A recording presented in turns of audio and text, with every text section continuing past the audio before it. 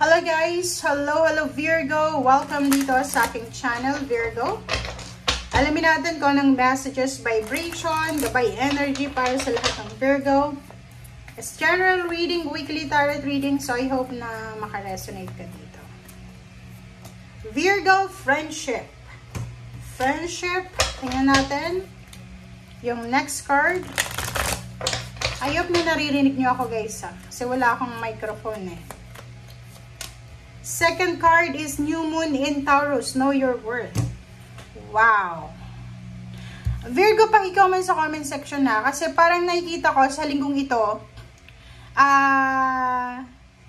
medyo,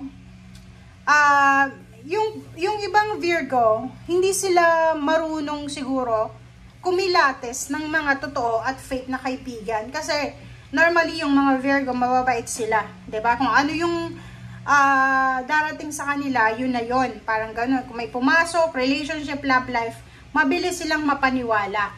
Okay? So, this one, sinasabi sa'yo dito ng card na to na oras na ngayon para hanapin mo, Virgo, yung mga kaibigan or yung mga tao na pwedeng supportahan ka, in-encourage ka sa journey para ma-fulfill yung dreams mo.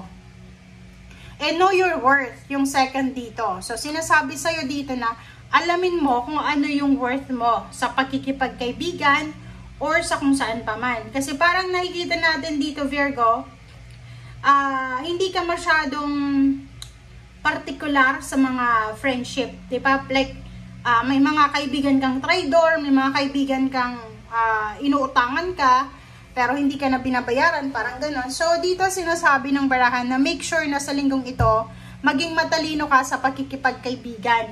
Okay? And, yung sinasabi ng barahan sa'yo dyan, na know your worth, minsan, sa pakikipagkaibigan, kailangan nating alamin kung ano tayo sa kaibigan. Kasi minsan, pwedeng ikaw yung utangan, ikaw yung katulong, ikaw yung inuutusan. Dapat yung kaibigan, same with the relationship yan, intimate, na give and take energy. Dapat balance. Okay? So, in terms of friendship, okay, sinasabi ng baraha sa'yo dito na posibleng may pagbabago, may good luck, may transformation, may freedom and personal growth na mangyayari. So, yun, ang dami-dami mong, kumbaga, kaibigan, kakilala na hindi ka nire-respeto or ginagawa ka lang na utusan or anything. Dito sinasabi sa'yo, Virgo, na this week, may papasok sa buhay mo na posibleng pagbabago. Pwedeng kung sino man itong taong pumasok sa linggo na to ay siya yung talagang tao na maasahan mo. Okay? Okay.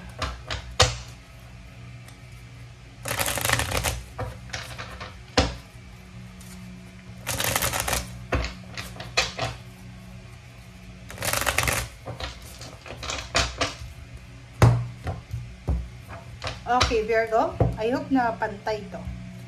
Okay, first card natin is Page of Swords. And then Seven of Coins. So, nakikita ko sa'yo dito na you're waiting for a news or a good news regarding money. And dito sinasabi ng baraha sa'yo na huwag kang mag-alala kasi incoming na siya. Itong Page of Swords is incoming na siya, Virgo. Okay, next card is Six of Cups. Mayroong mga karelasyon, dati ex, or pwedeng dating kaibigan, dating kakilala, ang posibleng makakasalamuha mo ulit or papasok ulit sa eksena ng buhay mo. Yun. So, yun. Ito is a confirmation to na may magbabago sa buhay mo. It's either friendship, family life, or anything. Basta may magbabago, guys. Maraming magbabago. Pwedeng makakilala ka ng bagong karelasyon, bagong kaibigan, bagong support system, or bagong allies, or bagong mentor. Okay? Emperor. Yun mga Virgo dito na nagwi-wish, nagmamanifest ng higher salary, nagmamanifest ng mataas na posisyon sa trabaho, nagmamanifest ng kung ano man na minamanifest mo na power, sinasabi ng baraha sa'yo dito na on the way na siya. Ito yung dala ng Wheel of Fortune sa'yo eh. 'Di ba? Parang ano siya eh. Isang fire sign, Leo, Aries, Sagittarius ang makikilala mo.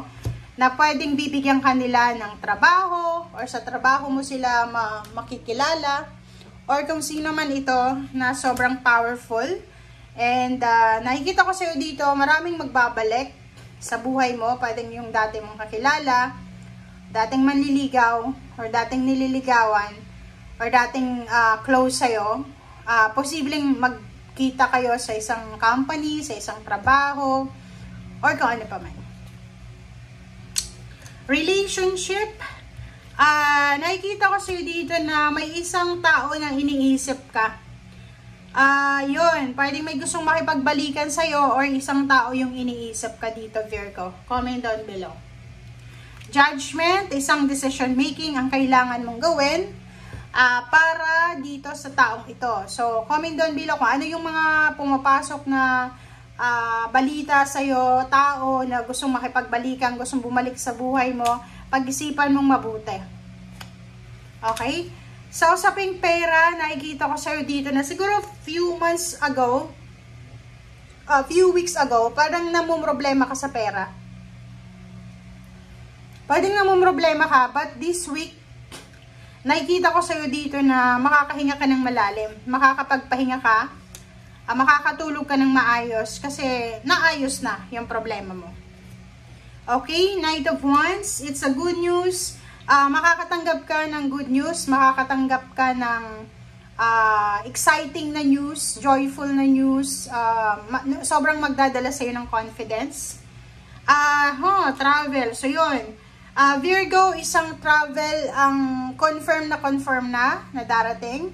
So, pwedeng may darating sa buhay mo, pwedeng may OFW na pauwi ng Pilipinas, or pwedeng OFW ng kapamilya na posibleng uuwi na. Travel plans, relocation, or anything na movement. Siguro pinaglalaban mo to diba? Ang tagal-tagal mong minamanifest yan, ang tagal mong pinag-isipan, pinag-pray, and then ngayon, nandito na. Three of Cups, ito yung sa ilalim mo. Sinasabi dyan ng baraha sa'yo, Virgo, na this week is full of surprises. This week is full of clarity, full of power, full of celebration, full of money. Maraming travel plans ang gagawin sa linggong ito. Yung hinihintay mong pera is on the way na. Yung relationship na minamanifest mo kung single ka is on the way na din. Yung may mga issues sa pamilya ay posibleng maayos na ito this week. Yung may mga issues sa karelasyon, posibleng maayos din to this week. Nakikita mo yung Hangman dito na reverse. Sinasabi na maraming mga plano ka na posibleng matutuloy na after this week. Okay? Thank you guys. Bye!